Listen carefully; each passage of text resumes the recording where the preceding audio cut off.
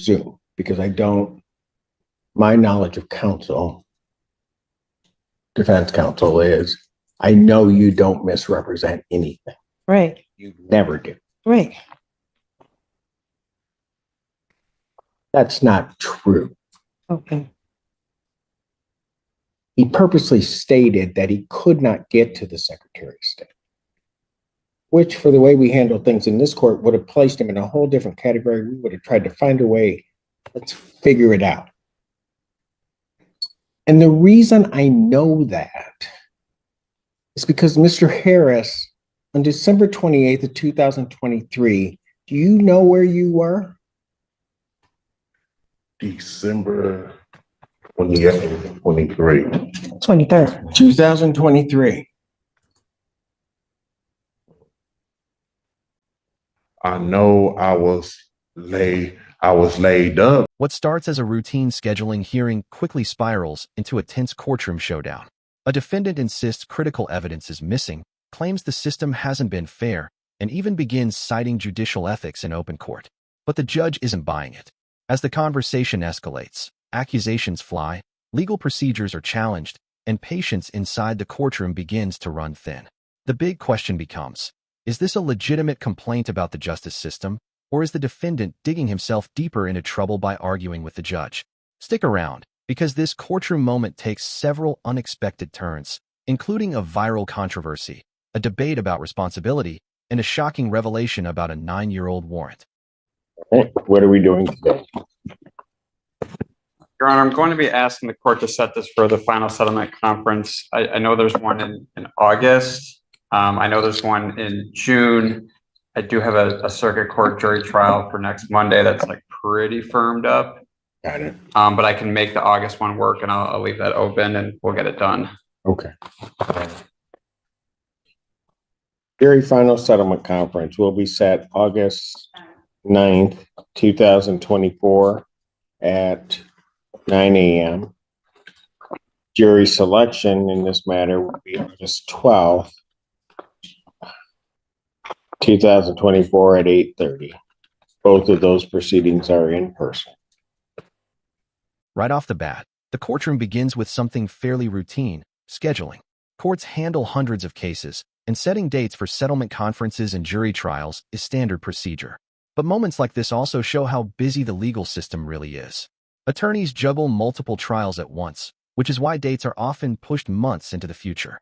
What's interesting here is that this calm administrative moment is about to turn into something far more confrontational when the defendant decides to raise serious allegations about missing discovery and fairness in the case. And when someone starts challenging the process in open court, judges tend to listen carefully, but they also expect those claims to follow strict legal procedures.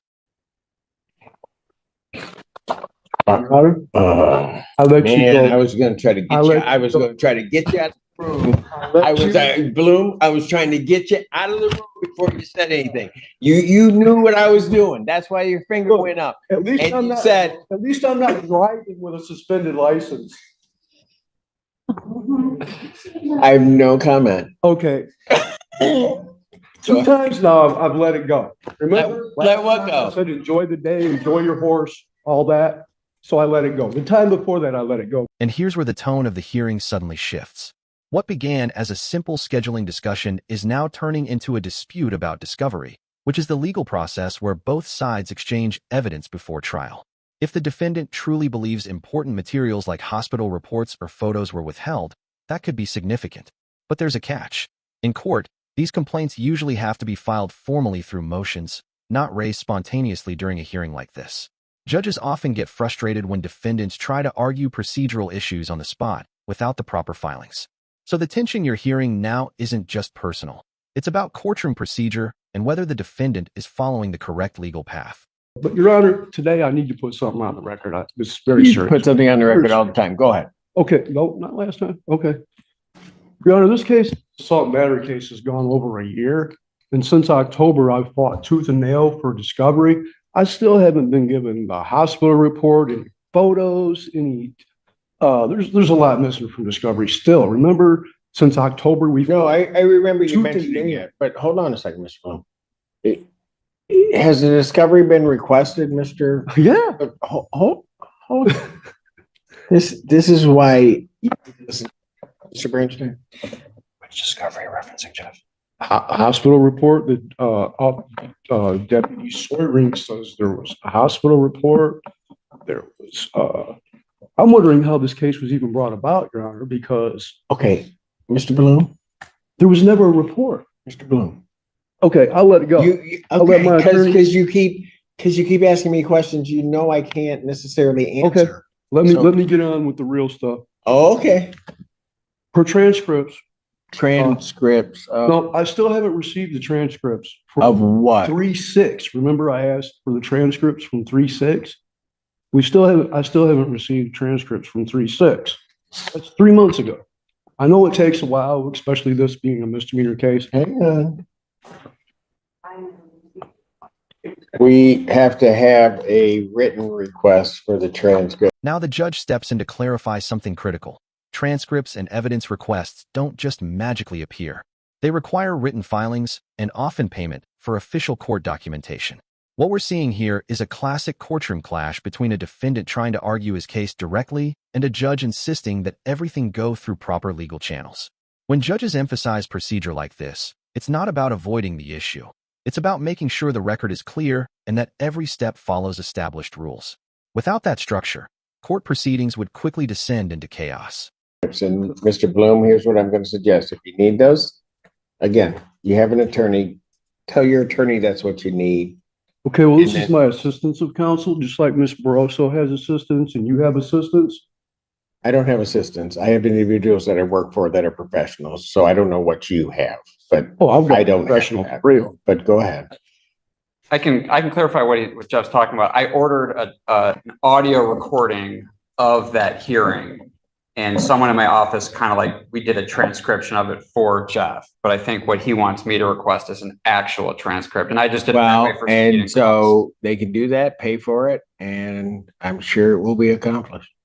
But if we haven't received a written request for that, then that won't happen. So, thank you. Well, I ain't gonna go through all this. I just need to put a little bit on record. Per transcripts from 10-4, you stated that you believe everything a Washtenaw County Sheriff's 22.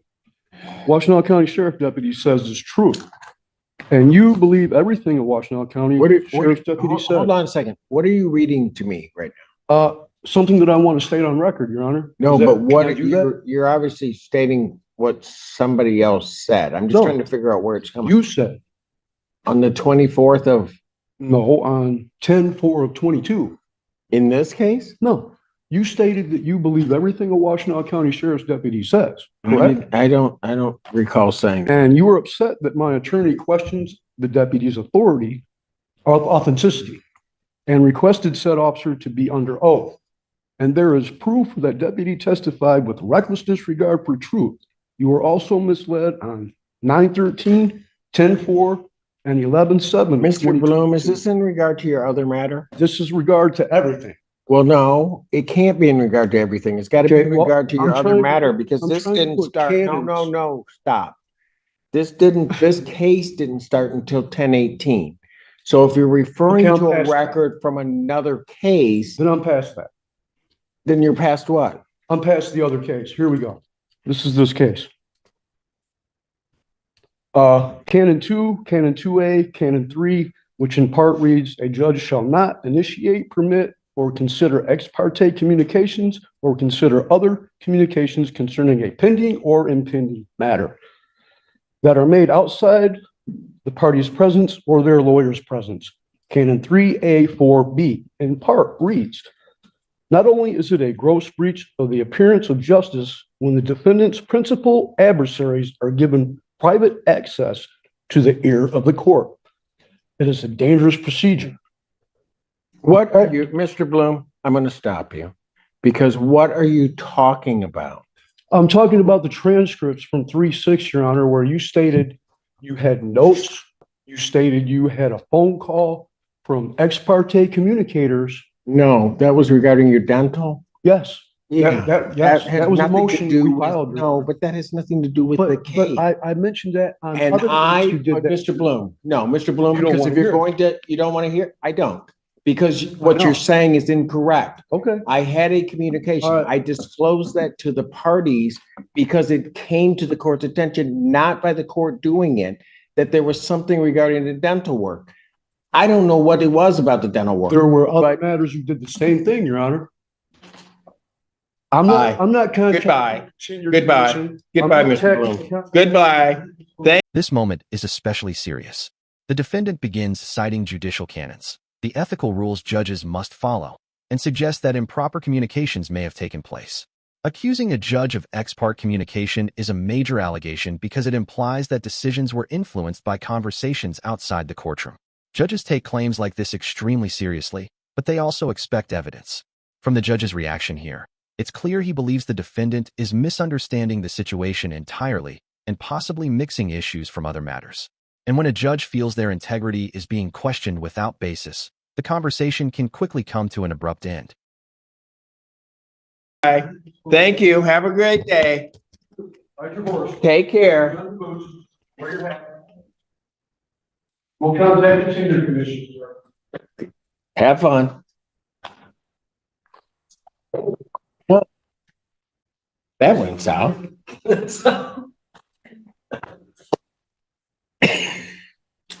It's like an orchestra there.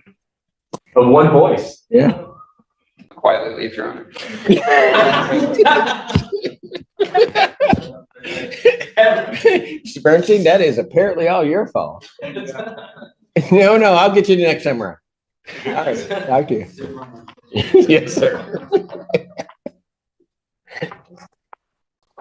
Okay, did you get your clearance fee paid? Yes, sir. I got my license back. Thank you very much. Okay. All right, so he's got that. Took care of that. Yep. You All see, right, pardon? You see, I'm driving. Well, don't do that. No, Just stay out of the vehicle for right now, please. All right. Yeah, sir. Yeah, I'm not. Right. I'm not driving on a suspended license. I saw that. Unreal. Okay, I'm not even going to say anything. Court, I'll adjourn this matter. June 26th. Thank you. 2024, 9 a.m. All right. Thank you, Mr. Chase. Yes, sir. Okay, so the people versus Corey Harris. Good afternoon. May it please this honorable court, Dion Webster Cox appearing on behalf of Mr. Harris. How are you, Your Honor? We will see. We're good. We're good. Mr. Brown or somebody from the PD's office, because I did not get a substitution. I got an appearance. Oh, I've got a substitution right here. Signed off on? It is. All right, then I don't need to address. I don't need to address the public defender's motion to withdraw. I'll consider that withdrawn given the substitution. I do have an appearance and I will sign off on the substitution. Thank you. Thank you. All right. What are we doing today? So, Your Honor, we were going to, there's several options that my client. Well, and I want you to know, counsel, that because of certain things, the court has a number of things I have to say. Okay. Because I think the record, given particularly some of Mr. Harris's comments with reference to this court potentially acting what at least as I'm to understand is on what some may be, or is it, let's put it this way. People are saying, and quite frankly, your client has made the assertion that the Pittsfield Township, as well as this court, was acting on some type of defective or faulty information, which I will tell you, counsel, caused the court, given what the court did, to investigate what my ruling was. And I will tell you that that assertion is absolutely correct with reference to any faulty information that either came through to the Pittsfield Township Department of Public Safety or to this court ultimately at the May 15th hearing. And I think it needs to be stated, I've been asked for comments. I have refrained from comments as my normal practice is. This court with the pending case will speak on the record. And so I am going to make sure that the record is very, very clear as to what this court knows and what this court acted on May 15th. And we can start with this. And my basis for doing it is because of what was said about what this whole process was. And that an indication, counsel, and I know, counsel, you've been before me before. Absolutely. I know it is not coming from you, but you also know how I am. I do. And the thing is that if for whatever reason, the one time in my life I was wrong, I will say it and did. But when I'm not wrong and when people are not to blame, then it also needs to be said. So I will try to get through this as quick as I possibly can. But I will tell you, first of all, with any reference to your client having had a license on that day, and some indication or misunderstanding as to whether or not he had a license. Let me make it very clear, based upon what the court looked at, he has never had a Michigan license, ever, and has never had a license in the other 49 states and commonwealths that form up this great union. He has never had a license. In point of fact, when they suspended his license, and what people don't understand, when they suspended his license in Saginaw, they don't suspend the license. They suspend the privilege to drive in this state. Hence, for example, if he had had a Kentucky license, he would be able to drive everywhere that Kentucky would allow him to drive. He just couldn't drive in Michigan because his privileges had been restricted. I know you know that, but that wasn't at all said. But it doesn't matter because he didn't have a license. Ever. There is also then, and I will, when it is necessary, come to the defense of my sister courts, and I will come to the defense of Saginaw. They got a great chief judge. Chief judge answered the question. But I will tell you, that court and its friend of the court did nothing wrong. His license was, his driving privileges, better stated, were unsuspended in 2022. That required Mr. Harris to do something. He didn't do it. Therefore, that friend of the court was under no obligation to send anything to the Secretary of State. Now, I hated that I had to look at all of this, but when there's a question as to what I did, I'm going to look at everything to make sure that what I did was all in order. There's then an indication from that because that wasn't sent, there was a direct attack on Michigan's Department of Secretary of State's office, saying that the Secretary of State was somehow at fault. Let me tell you something. Secretary of State did what they were supposed to do. And in point of fact, they did nothing because they hadn't gotten anything from the court because Mr. Harris had not paid the reinstatement. This week, or the latter part of last week, once he paid that, Saginaw friend of the court did what they should do, and they sent it. Immediately, based upon the information that I have, the Secretary of State did what they do every day. They took that suspension off of his driving record, and he was then unsuspended. And then your client did what he needed to do with reference to the Secretary of State and paid a reinstatement. All right. Just a second, Mr. Schiller. I'm going to let everybody respond because Thank you. I am not done yet. Okay. All right. You're covering a lot of the points for me. Thank you, Your Honor. And so that came down to that. So the information at the time that I had, that Pittsfield Department of Public Safety had, was all correct at the time of both Pittsfield stop as well as the May 15th day. It was all correct. There was no error by anybody. it was a failure on the part of Mr. Harris to do certain things. Now, I grant you that sometimes that can be a complicated process, but it was certainly not anybody's fault that that didn't happen other than that wasn't paid. Now, here's the other. Fast forward to the second half of this proceeding, and now we're seeing the aftermath of something that exploded online. This case went viral because of a moment that shocked viewers. The defendant appeared in court on Zoom while allegedly driving a car, despite being accused of driving without a valid license. That clip spread rapidly across social media, turning a routine traffic case into a national spectacle. But here's the important part. Viral attention doesn't change the legal facts. The judge now carefully explains that every agency involved, the police department, the court, and the Secretary of State, actually acted correctly based on the records available at the time. And I'm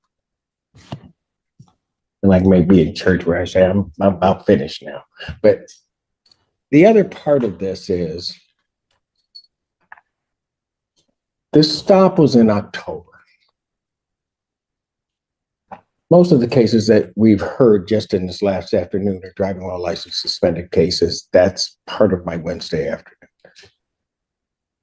We go through great pains to try to get people their licenses back, which is really how it should happen. Between October and because I don't live under a rock, I actually watch things. You look very nice on TV. Thank you. You're welcome. There was something that was sad, that was very disturbing to me. And I'm just going to let you know because I believe in being fair with everybody. The question was asked along the lines, between October of 2023 and the point in time of the May 15th hearing, was there an attempt by Mr. Harris to correct his license? Here's the part that was disturbing for me, so that you know. Okay. Mr. Harris indicated that at some point he had been involved in some accident. And being involved into the accident, that he was basically bedridden or at least housebound, he could not get to the Secretary of State. That was set up there, and I'm going to presume, because my knowledge of counsel, defense counsel is, I know you don't misrepresent anything. Right. You never do. Right. That's not true. Okay. He purposely stated that he could not get to the Secretary of State, which, for the way we handle things in this court, would have placed him in a whole different category. We would have tried to find a way, let's figure it out. And the reason I know that is because Mr. Harris, on December 28th of 2023, do you know where you were? December 28th, 23. 23rd. 2023. I know I was laid up from my accident. You were at the Secretary of State's office. And you were at the Secretary of State's office because you redid and got your new Michigan ID. I have the date. That's the date you did it. December 28th, 2023. You did. And so that you also know, and in all fairness to counsel, because I don't know if counsel knows this or not, the way I know that he's never had a license is because May 3rd, he was 19 at the time. May 3rd, 1999, he applied for his first Michigan ID. Counsel knows, so I do, you cannot have both. You either have an ID or you have a license, one of the two. He has religiously every year gotten a new ID. And so he knows that he doesn't have a license. And quite frankly, I just wish he would have said that at the beginning. And all of this hoopla could have been just put all aside. And we all go through the process as we do with all of the people coming here to try to get him his license back. But his falsehoods, misstatements are not going to fare him well in this court. I'm done for now. I'm sure I will have something else to say. Whichever one of you would like to speak first, you may. I'll wait to go last. Yes, I spent yesterday at the Pittsfield Township Police Department with Officer Monaster performing the traffic stop in this case. I also noticed the December 28, 2023 date, and I know the significance of that, and the court just went through that painstakingly, and I thank you for that. In addition, at the traffic stop, when I was at the police department yesterday, we watched body cam video. At least twice during this traffic stop, he acknowledged to the officer that he did not have a valid license. Quote unquote, quote, actually, I don't have a valid license, close quote. The question was, are you a valid driver? Quote, I am not, close quote. So, you know what, this is all this hoopla and the circus atmosphere is, in my opinion, is an affront to the justice system. I mean, I've been a prosecutor for more than 30 years, and to see this kind of hoopla around a driving while licensed suspended case is ridiculous. And it wasn't caused by this court. It wasn't caused by the Pittsfield Township Police Department. It was caused by the extra judicial statements made outside this courtroom. Thank you. Okay, so. Go ahead, counsel. Thank you, Your Honor. Thank you very much. Well, first thing I'd like to say is, very first thing is we're here and that we all saw this video. I wasn't in court. I wasn't even on YouTube watching the court today, right? I saw it because someone saw it and decided to post it. I can assure you that was not Mr. I don't think he has the capacity to be able to post it like that on YouTube or Instagram. So that was not him. And it happened to take off and go viral. So he had what we saw was him saying what? He was driving, which he should not have been driving, right? We're told not to drive on Zoom while doing that. So that's how this came to the attention, because the court, I saw you. He said, I can't believe this. Is he driving? And we all said that. Everyone who saw that video asked the same question. And that just became a joke. It became a complete joke. Now, with respect to what we want to do, and I cannot say anything is with respect to what my client has said, but when we talk about the hoopla, my client didn't start the hoopla. Perhaps he's made some comments, but he didn't start the hoopla whatsoever. That was someone that was outside of his control as to how it went viral. He had no control over that, and that I'm going to stand on that. He did not send it out to Instagram. He didn't send it out to wherever. He didn't do that part. So, with respect to, did he have I don't want to try this case today at all, but what I want to do is focus on what's good. Now, what was good? That day in October, this officer here, that could have gone a whole other direction. And I'm so happy that you were so kind and courteous to my client. Thank you, officer. Thank you so much, because it could have gone another direction. We are here right now. My client has an appointment to go to the Secretary of State for his permit. He's working on that. I want to focus on how do we correct this and cure this? How do we go forward with this situation? Whatever, he was not under oath under any of the things that he said. So we're not talking about any type of perjury going on. Very true, right? True. So with that being the case, let's move forward with this. He is here. This is what I'd like. Because counsel, let me just. Yes. I would like to move forward too. Yes. On this case. We handle these cases all the time. But I will tell you, as you know, having appeared before me, the one thing I don't like is when people don't take responsibility for what they've done. When they take responsibility for it, we will use whatever we can to try to get you to another spot. because it doesn't behoove any of us for you to be in that spot. One other thing that I will say, when you say it wasn't started by him, oh, it certainly was. It certainly was when he made his first statement to WXYZ about blaming people for this happening.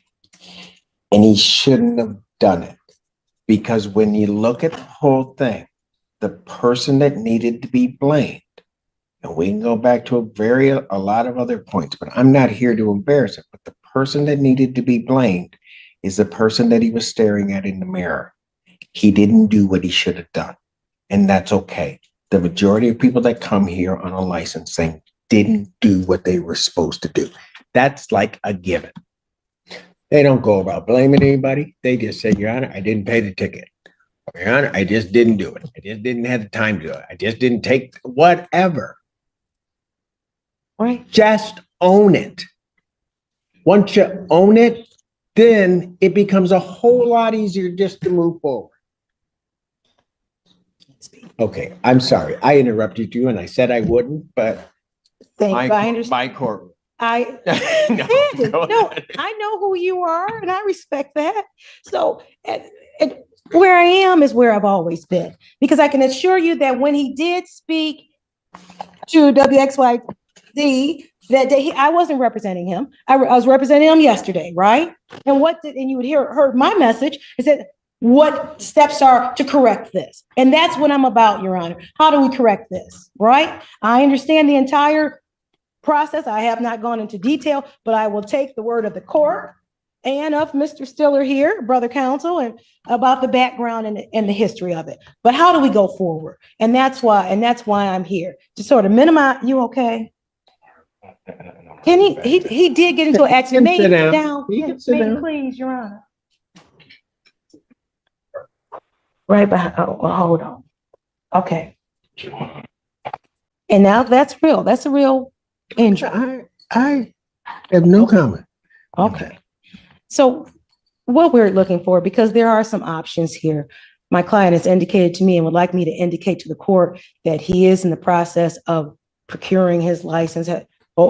Hopefully that privilege will be available to him, but he does have, as you stated earlier, and I have the receipts, he did pay the reinstatement fee. Those fees are paid. Anything that was out in the previous court, those fees have been paid, and I've been presented with those receipts. In addition, on tomorrow, he's got his permit test coming up, and then after that, because he's an adult, he's working on it so that he can take advantage of the offers that are available, because as you say, this court does want to help. Absolutely. And with that, because my client was in an accident, and I haven't seen the medical records, but because of some of the things it could be, I don't know. But sometimes our memories get a little foggy. Now, am I going back to 1999? No, I'm not.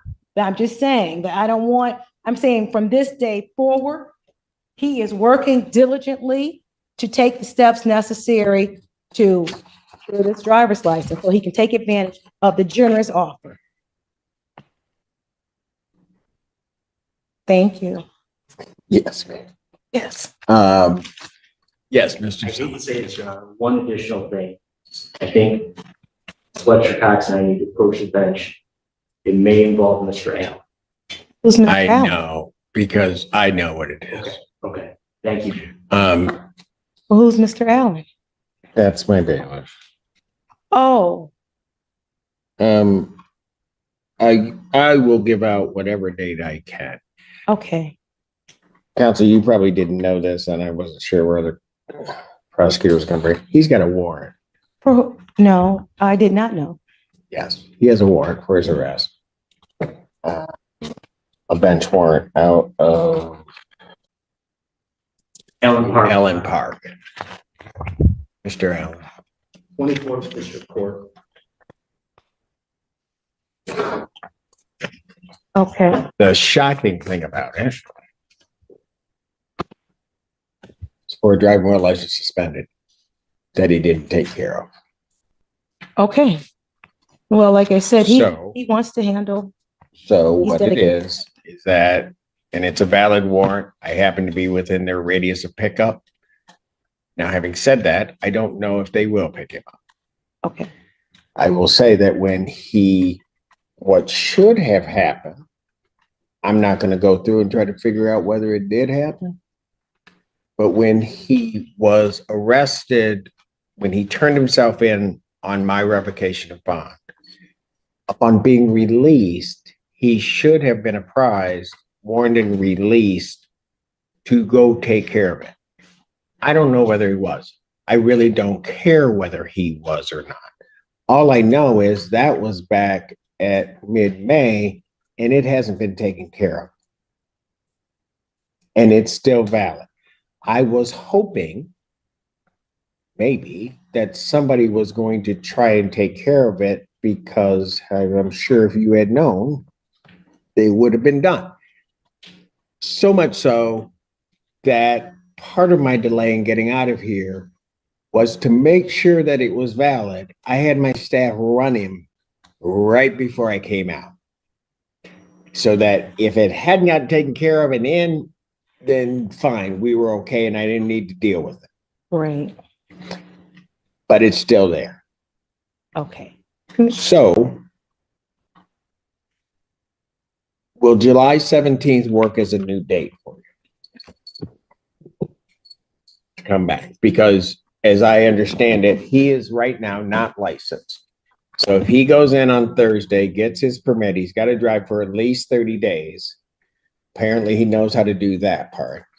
Sorry, that was, I'm sorry, I didn't need to say that, but he knows how to do that part, but then he's got to go back, take the test. Right. And then he can do that. He may be able to accomplish it in that time, that 45-day period. If not, I mean, counsel, I just want him to have a license. We all want the same thing. One moment. So the 17th, it may not be me, it'll be another attorney from my office who can. Well, I don't want that. Trial. I don't want that. You want me? Yeah. Okay. I know you'll never hear me say that. but I don't want to go through this whole. You understand it, right? No, I get it. So I started trial on the 15th, and what's my date after the 17th?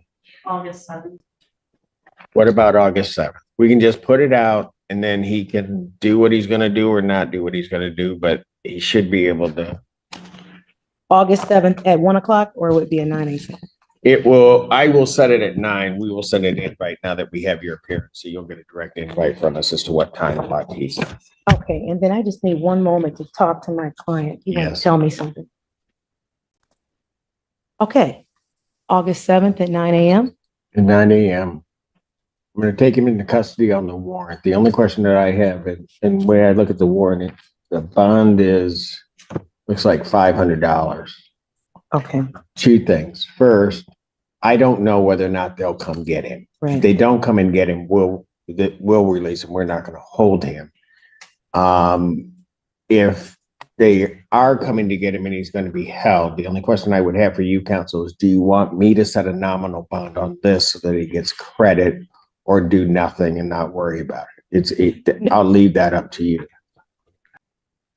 Okay. That will be, but absolutely, I want him to be able to get full credit for anything that is necessary. So let's do it this way. If he's not, so I'm going to take him in. If for whatever reason he's not released tomorrow, call my office, and with the agreement, I will set a nominal bond on it rather than do it right now. So he has to deal with two things. So that you're also clear. Part of the reason I'm also doing this is because I think he was warned and released, didn't take care of it. And secondly, this has been out there for 9 years. Well, I did not know about it, Your Honor. Okay. Counsel, there is not a doubt in my mind that that's true. Yeah, I no, you did not. I go to the bank on that one in a minute because I know you would have taken care of it.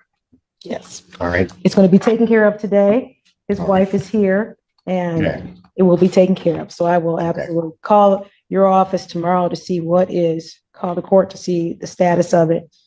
We're going to take care of this. All right. Okay, that's what we're going to do. We'll see you in August. Okay. Defendant is remanded on the Allen parking. Sir, you can go with my bail. When his bond will continue as. Thank you. Counsel, as he's going, can you tell him just to be quiet? Off the record. Tell me. Yes, come on. Just tell him to just. By the end of this courtroom session, the situation becomes crystal clear. The judge firmly rejects the claims that the court or law enforcement relied on faulty information. According to the records, the defendant never held a valid driver's license, failed to complete the required reinstatement steps, and even had an outstanding 9-year warrant related to another driving offense. Once that warrant is discovered, the judge orders him taken into custody, a dramatic reminder that unresolved legal issues can follow someone for years. The takeaway here is simple. Courts are often willing to help people fix their situation, but only when they take responsibility and follow the proper process. If you found this courtroom breakdown as shocking as we did, make sure to hit that like button, share your thoughts in the comments, and don't forget to subscribe for more jaw-dropping courtroom stories and legal breakdowns.